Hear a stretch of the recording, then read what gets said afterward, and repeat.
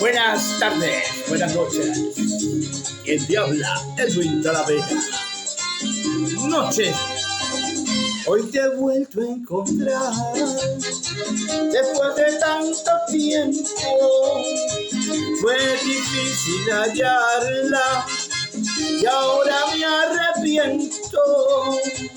Estaban tan calladas, boca pintada de color más rojo que la sangre mía. Despeinada, descuidada, maltratada, una palabra abandonada. Sí, noches de fantasía, las que viví yo con ella, en busca de una estrella, sin poderla alcanzar. Fonseca, esa era la Venezuela de las 5 estrellas, de las 7 estrellas, la Cuarta República. Aquel dejo no será, solo amaba en silencio y ella trajo a mi vida el fuego y un beso, y así encontramos, amamos, soñamos con la misma fuerza que nos da la vida, y fuimos novios, amantes, ignorantes de aquel cruel destino que nos separa. Terminamos con esta noche de fantasía, la que viviste con ella, en busca de una estrella, sin poderla alcanzar. Noche de fantasía, la que viví yo con ella, en busca de una estrella que no podrás alcanzar. Sí, eran los años 1991, creo que era el mes de noviembre, diciembre, y ya en Venezuela se escuchaba la festividad, la alegría, característica de la época navideña en un país de aquellos años ricos, dueños del petróleo.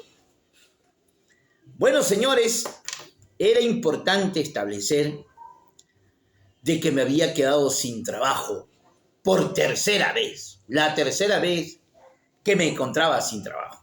Había sido despedido en forma justificada para el empleador de Mangueras Guayana, jefe, y ya no necesitaba más de mi servicio. Había escuchado la existencia de la UNESCO, Universidad Nacional Experimental Politécnica del Oriente, y me dirigí un día de esos desocupados, me he dirigido, que se encuentra en la avenida Atlántico, es un sector, Villa Asia. Salud para todos aquellos que formamos parte hoy, ayer y futuro de la gran Universidad Nacional Experimental Politécnica del Oriente. Una de las 3 mejores universidades de Venezuela. Una de las 3 mejores universidades de Venezuela. Universidad Central de Venezuela, Universidad de los Andes y la Universidad Nacional Experimental Politécnica. Entonces tomo mi gran microbús, que en Venezuela al microbús se le llama buseta. Me acuerdo que la buseta costaba 0.75 o 0.50. 0.75 o 0.50, es lo que costaba el valor de la buseta. Y me he dirigido desde Castillito hasta lo que era Altavista, he cruzado caminando hasta Los Olivos, y de Los Olivos me he dirigido. Entonces me he bajado en lo que se llama La Churuata, la cantina de La Churuata, 18 edificios a la izquierda, 4 edificios a la derecha, 3 conjuntos residenciales de 3 y 4 torres, toda la urbanización Villa Asia. Entonces me he bajado y he caminado 1 cuadra, 2 cuadras, y por primera vez estaba yendo a lo que le llamaban el distrito, la parroquia, universidad, urbanización de Los Olivos. Cuando bajé y empecé a caminar en ese sector, era como vivir en Miraflores, era como vivir en San Isidro. Allí radicaba y vivía la clase media emergente de Venezuela. Ese era el sector. Los Mangos, Los Olivos, Villa Asia, los conjuntos residenciales Camarata, Carimamparú, La Churuata, Villa Latina, Villa Alianza, la clase media venezolana emergente. Esa era la clase, allí se concentraba la clase media. Todo el mundo bien vestido, ninguno era negro, todos eran blancos, de pelos amarillos, con ropa de marcas como Adidas, Nike, Lecoq. Comían bien, las panaderías llenas de queso, mantequilla, jamón de suero, jugo naranja, lechosa, melón, guayaba, bebidas chocolatadas, chicomal, cortes de carne ahumada, chuleta ahumada. Era la Venezuela rica. Me he dirigido y me habían dicho que en Los Olivos quedaba la universidad. Y he caminado. He pasado lo que le llaman residencias Camarata. Luego del lado izquierdo está el Hospital de Clínicas Caroní. Cuando no era Hospital de Clínicas Caroní, era un edificio que estaba apenas construyéndose. Pero allí al lado quedaba el INOS, que posteriormente la revolución expropia, remueve, renueva y le llama Hidro Bolívar. ¿Okay? Eso se llamaba el INOS. Hidro Bolívar. Y al lado del Hidro Bolívar empezaba la Universidad UNEG, que al inicio había un kiosco de un peruano, color azul. Y más tarde, cuando creció ese peruano, esa peruana, la señora peruana, se compraron un carrito amarillo todo viejo, donde es un negocio peruano, que hasta los años 2019 eso funcionaba, ¿no? Ya no sé si eran de los peruanos, vendieron. Y ahí empezaba el proceso, el trayecto de lo que era la Universidad Nacional Experimental de Guayana, la UNEG. Yo iba para la UNESPO, pero me confundí por falta de información. No existía mensaje de texto, Instagram, Facebook, ni Waze, ni ningún aplicativo que me pudiera decir, ni Google Maps. Todo era información oral. Y me he dirigido y me he bajado allí. Muy bien, me he bajado allí y he ingresado. Y cuando he ingresado a esa universidad, pues para la universidad de donde yo venía había pisado. Era la Universidad Nacional Mayor de San Marcos, la primera universidad decana de América. La decana de América. Entonces, esa universidad me pareció un insulto, muy pequeñita, por la experiencia que yo había vivido en Perú, de qué universidad yo venía. Me pareció muy pequeñita, investigué, hablé, no me hicieron caso, tal vez por el dialecto, me mandaron para aquí, para allá, para allá, para allá. Al final saqué información y me dijeron que en la Torre Loreto es donde uno hacía la tramitación. Y me fui muy triste, porque vi que nadie me quería dar información. La información en aquella época era muy restrictiva. El personal no desconocía, el personal no era factible de aquellos momentos, ¿no? Porque existía una preponderancia a que solamente en esa universidad tenía acceso cierta clase social y sobre todo cierto nivel intelectual. Porque en Venezuela, recuerden, no era necesario ir a la universidad, no era necesario. Porque la gente con solamente terminar su 5º año de secundaria podía conseguir trabajos de muy buena calidad y de muy buena remuneración, de pago. O sea, no era necesario la universidad. Querían ir a la universidad generalmente la clase media, los hijos de los extranjeros, chilenos, colombianos, pocos peruanos, descendientes de italianos, descendientes de portugués, descendientes de libanés, sirio, turco, como le llaman los venezolanos, a los libaneses, a los sirios, es la manera, a los grecos, es la manera como ellos le llaman, turco le dicen, a esa raza.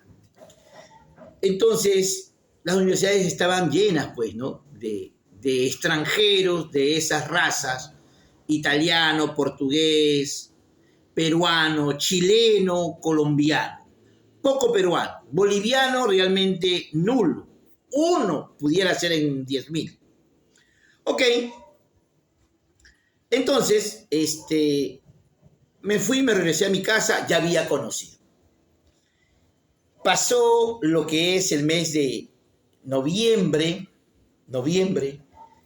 seguí trabajando en la sombra grata los fines de semana, viernes, sábado y domingo, pero resulta que llegaba la época navideña, la época de las hallacas y del famoso plato navideño. El plato navideño es un plato característico en la celebración de las Navidades en la cultura culinaria social del venezolano. El hallaca, o el plato navideño, así se llama el plato navideño, está constituido por un plato blanco. Un plato blanco. Sí, en todos los lugares lo sirven en un plato blanco, ¿no? Cosa loca, ¿no? No se habrán dado cuenta, pero generalmente esa es la cultura. Ahora hay plato verde, plato rojo. Si lo pones en plato rojo, te asocian con la revolución. De hecho, en muchos años hacían la revolución, el plato navideño en plato rojo y vaso rojo, ¿no? El simbolismo como marketing. Muy bien. Y esos platos blancos generalmente llevaban un pedazo de un pan llamado pan de jamón, ¿sí? Sabroso. Llevaban también una hallaca y su ensalada de gallina.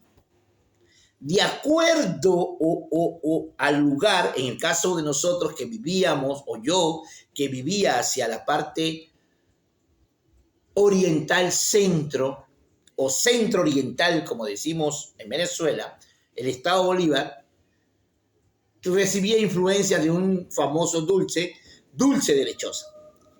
Entonces era tu hallaca, tu pan de jamón, tu ensalada de gallina y tu dulce de lechosa o papaya, pues, ¿no? Que realmente es un dulce que lo hacen a partir de la cáscara de la lechosa. Muy bien. Entonces, en esa época, en Venezuela se escucha un ritmo llamado gaita, la gaita venezolana. Pero en esa época estaba influenciado Venezuela por un ritmo musical que era el merengue venezolano. En el Perú existe la cumbia peruana, se llama chicha. En Venezuela se llama merengue venezolano, se conoce como tecnomerengue. Entonces el tecnomerengue nace allí, en Venezuela. Dice la gente entendida musicalmente que el tecnomerengue fue perfeccionado por el señor Alba, que es un arreglista peruano que vivió en Venezuela. Y fue el precursor, autor, creador de los adolescentes. Entonces, en esa época salía el tecnomerengue, el merengue venezolano, y se escuchaba, por ejemplo, esa canción. Noche de fantasía, la que viví yo contigo, porque miramos estrellas, una estrella fugaz. Tú me dices que nada, yo te digo que todo y que esa y chucutum, ¿ves? Chucutum. Pero el chucutum no suena en el merengue venezolano.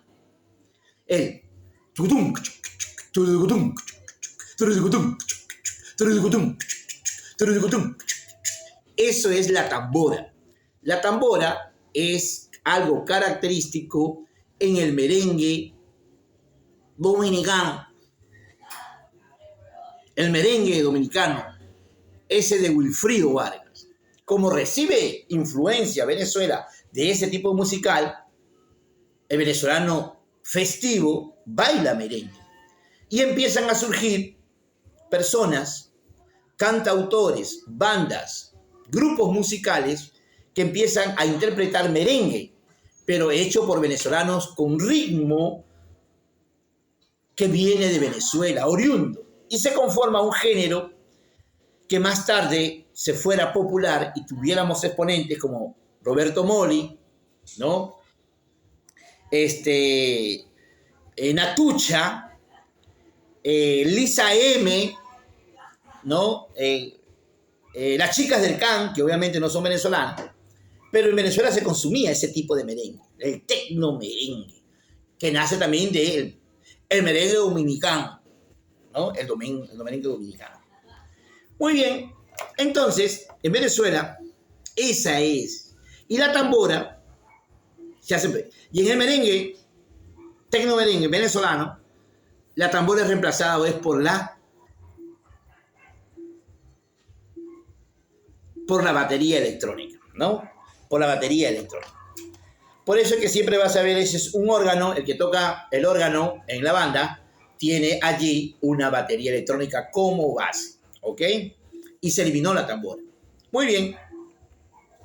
Pero las gaitas que eran en esa época decembrina, es el ritmo musical en Venezuela. Una gaita famosa,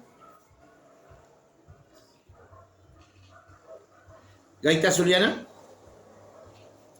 Gaita zuliana. ¿No?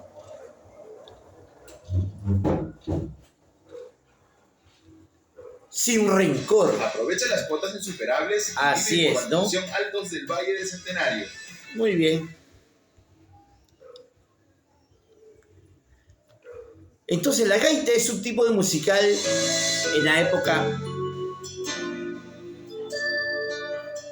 Le doy gracias al Señor por haberte conocido, por los años que vivimos fueron de dicha y amor, por una sombra cubrió nuestro amor y un momento, ese bello sentimiento, además de sufrimiento y desilusión dejó.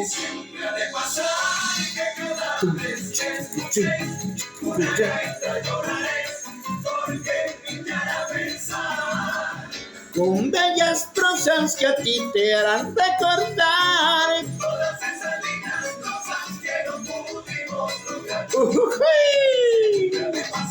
¡Eso! Si escuchéis una gaita lloraré porque me queda pensar con bellas prosas que vi a ti tan recordar todas esas lindas cosas que no pudimos. Esa es una gaita venezolana. Temas musicales que se recuerdan siempre en diciembre. Entonces, en ese mes de noviembre, veía cómo la gente hablaba y decía: chamo, ya hicieron hallaca en la casa, vale. Me salieron buenas las hallacas. Y vi cómo en diciembre los vecinos te regalaban hallaca. Entonces a mí me daba miedo que la gente me regalara hallaca. Yo pensaba que me querían secuestrar, matar o envenenar. Porque si a mí no me conocían bien, y algunos venezolanos, chamo, ¿qué tal? Chamo, ¿no te vas a comer una hallaca? Y yo no sabía qué mierda era hallaca. Ya, bueno. Yo sí, ya comí. Y yo nunca había comido. Y entonces, me daban una yaca. Y entonces, coño, yo no sabía cómo se comía la yaca, pero se parece a un tamal peruano. Pues había que cortarlo, sacarlo y comerlo, pues, ¿no? Y en Oriente te dan hallaca con un pedazo de casabe. Entonces te enseñaban que se abría la hallaca, se abría, y con casabe, que es una torta fuerte, a base de yuca exprimida venenosa, puesto en un fogón en forma circular, y se hace pan, se cuece, se cose. Entonces uno con eso lo servía como cuchara y comía su hallaca con casabe. Así es que yo aprendí a comer la hallaca con casabe. Bueno, he comido mi hallaca y veía que la gente siempre regalaba hallaca e intercambiaba hallaca. ¡Prueba las mías! ¿No? Prueba las mías y le llevan 2 hallacas, 3 hallacas. Donde yo vivía no habían venezolanos, puro peruano. Y los peruanos compraban hallaca. Los peruanos compraban hallaca. Hallaca yo. Y a mí la suerte particular que siempre la gente me regalaba hallaca, me hacían comer hallaca. Entonces, bueno, chévere. Entonces yo me comía hallaca. Entonces yo me quedaba pensativo y decía, como esta gente que no me conoce me regala hallaca para comer, pues, ¿no? Eso no sucede en el Perú, que alguien te regale comida, ¿no? Entonces, bueno, era algo que me impresionó.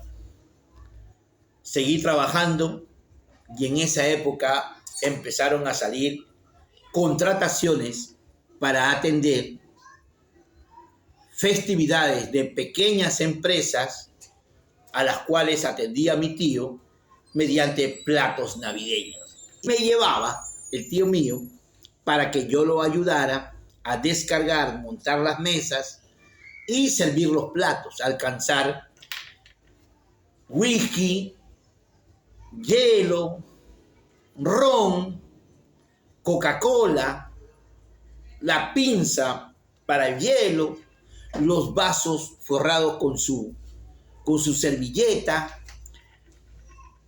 los ceniceros y los platos navideños, los vasos llenos de hielo. Entonces empezaba a incursionar en el mundo de atención a los comensales, ¿no? Entonces empecé a conocer varios lugares, varias empresas, donde se atendían y se hacían esos trabajos o servicios, y yo con mucho gusto presto, para mí todo era algo nuevo, y me gustaba servir, ¿no? Me gustaba porque no había trabajo duro, era trabajo sencillo, dar un plato de comida, servilleta, ¿no? Y ahí yo decía, chamo, regálame más servilleta, vale, pásame palillo, y traía palillo, chamo, un vasito con hielo, chamo, tráeme más hielo, chamo, tráeme otra botella de whisky, ¿entiendes? Entonces, ese era un trabajo, a mí me gustaba porque era sencillo. Y siempre amable, ¿no? Siempre amable, nunca decía que no, era un buen servidor. En el Perú, no se olviden que hemos dicho, la esencia del servicio es bastante buena porque existe una sumisión intrínseca en la sociedad. Hoy en día ya no, pues no, hoy en día ya esa sumisión va respaldada por una cuestión que se llama recompensa pecuniaria. Entonces, hoy en día tú tienes un mesonero peruano que te atiende bien, mesonero o mesero, que te atiende muy bien, no porque sea algo intrínseco de él, es simplemente porque sabe que va a recibir una buena propina. En Venezuela sucedía lo mismo. Cambio, yo lo veía de otra manera. Era servicial por naturaleza, por cultura, por formación. Entonces, servía, ¿no? Y había que traer lo que traía, y yo traía y alcanzaba. Y recuerdo que allí empecé que mucha gente que se iba contenta por mi servicio me regalaban 20 bolos, 10 bolos, 50 bolos, ¿no? Y veía que la gente dejaba los refrescos a medio tomar, quedaba hielo, no se comían las hallacas, pedazo de pan de jamón. Entonces yo, como ya había probado pan de jamón y hallaca, me comía los panes de jamón. A mí siempre me ha gustado el pan de jamón. Y me comía pan de jamón, hasta que ya no me alcanzaba el estómago de tanto pan de jamón que sobraba. Y me comía las hallacas comían hallaca y se comían la mitad las mujeres. No, era un país rico, supongo que también tomaban buen desayuno y llegaban full a esos eventos. Y entonces trabajaba de esa manera, apoyando, trabajando para mi tío, en esos que ellos le llamaban tiros, ¿no? Unos tiros que serían atenciones a esos tipos. Y en diciembre, bueno, hice eso, todo este cambio cultural, esta nueva sociedad, la universidad, otro tipo de gente, y dije, no, yo debo de pertenecer a esa clase social. Esta clase social sí va conmigo, ¿no? Gente bonita, bien vestida, no es mal hablada, recompensa muy solidaria. Entonces dije, no, esta es la clase social que yo debo de pertenecer. Muy amigable, muy servicial, muy dada. En esa clase social, la clase social media venezolana, la emergente, la fuerte. Y entonces, llega diciembre, llega Año Nuevo, y yo investigo, converso con personas, y me dicen de que ese no era la UNED, que esa no era la UNESPO, era la UNED. La UNESPO quedaba más adentro. Y entonces tuve que yo visitar a mediados de enero a visitar la Universidad UNESCO. Entonces, les contaré mi experiencia de haber visitado por primera vez la Universidad UNESCO. Nos vemos en el próximo capítulo. Suscríbete. Apoya el canal. Bye bye.